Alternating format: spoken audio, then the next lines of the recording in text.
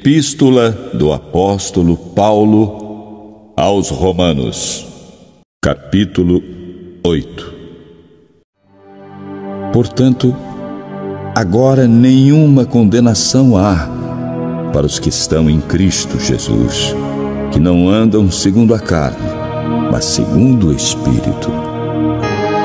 Porque a lei do Espírito de vida em Cristo Jesus me livrou da lei do pecado e da morte. Porquanto que era impossível a lei, visto como estava enferma pela carne, Deus, enviando o seu Filho em semelhança da carne do pecado, pelo pecado condenou o pecado na carne, para que a justiça da lei se cumprisse em nós, que não andamos segundo a carne, mas segundo o Espírito. Porque os que são segundo a carne inclinam-se para as coisas da carne, mas os que são segundo o Espírito para as coisas do Espírito. Porque a inclinação da carne é morte, mas a inclinação do Espírito é vida e paz. Porquanto a inclinação da carne é inimizade contra Deus, pois não é sujeita à lei de Deus, nem em verdade o pode ser. Portanto, os que estão na carne não podem agradar a Deus. Vós, porém, não estáis na carne, mas no Espírito, se é que o Espírito de Deus habita em vós. Mas, se alguém não tem o Espírito de Cristo, esse tal não é dele. E se Cristo está em vós, o corpo, na verdade, está morto por causa do pecado, mas o Espírito vive por causa da justiça. E se o Espírito daquele que dentre os mortos ressuscitou a Jesus habita em vós, aquele que dentre os mortos ressuscitou a Cristo também vivificará os vossos corpos mortais pelo seu Espírito que em vós habita.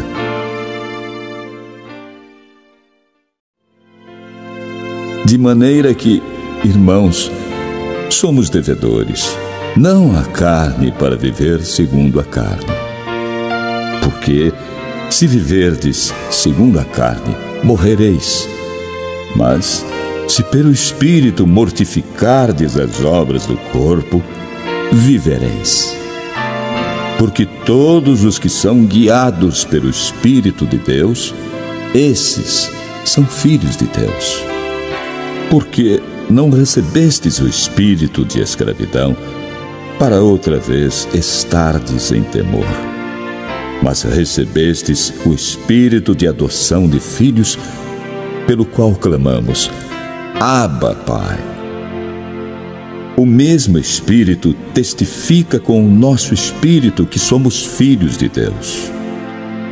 E, se nós somos filhos, somos logo herdeiros também, herdeiros de Deus e co-herdeiros de Cristo, se é certo que com Ele padecemos, para que também com Ele sejamos glorificados. Porque para mim, tenho por certo que as aflições deste tempo presente não são para comparar com a glória que em nós há de ser revelada. Porque a ardente expectação da criatura espera a manifestação dos filhos de Deus. Porque a criação ficou sujeita à vaidade, não por sua vontade, mas por causa do que a sujeitou, na esperança de que também a mesma criatura será libertada da servidão da corrupção para a liberdade da glória dos filhos de Deus. Porque sabemos que toda a criação geme e está juntamente com dores de parto até agora. E não só ela, mas nós mesmos, que temos as primícias do Espírito, também gememos em nós mesmos, esperando a adoção, a saber, a redenção do nosso corpo. Porque em esperança fomos salvos.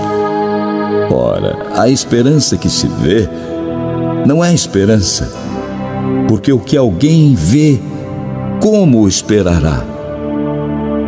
Mas, se esperamos o que não vemos, com paciência o esperamos. E da mesma maneira, também o Espírito ajuda as nossas fraquezas, porque não sabemos o que havemos de pedir como convém, mas o mesmo Espírito intercede por nós com gemidos inexprimíveis. E aquele que examina os corações sabe qual é a intenção do Espírito. E é Ele que, segundo Deus, intercede pelos santos. E sabemos que todas as coisas contribuem juntamente para o bem daqueles que amam a Deus, daqueles que são chamados segundo o seu propósito. Porque os que dantes conheceu, também os predestinou para serem conformes à imagem de seu Filho, a fim de que ele seja o primogênito entre muitos irmãos. E aos que predestinou, a estes também chamou. E aos que chamou, a estes também justificou. E aos que justificou, a estes também glorificou.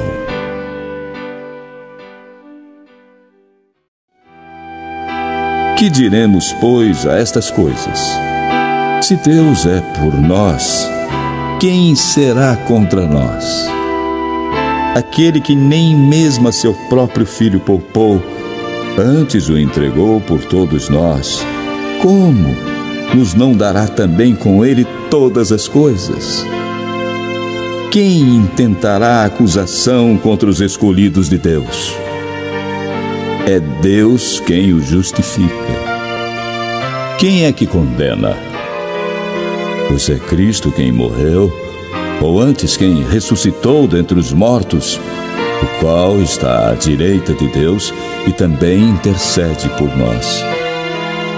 Quem nos separará do amor de Cristo?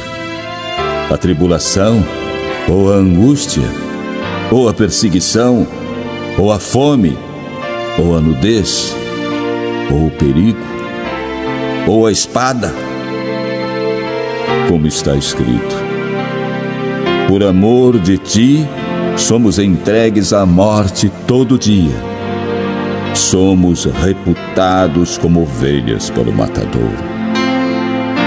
Mas em todas estas coisas, somos mais do que vencedores por aquele que nos amou. Porque estou certo de que nem a morte, nem a vida, nem os anjos, nem os principados, nem as potestades, nem o presente, nem o porvir, nem a altura, nem a profundidade, nem alguma outra criatura nos poderá separar do amor de Deus que está em Cristo Jesus, nosso Senhor.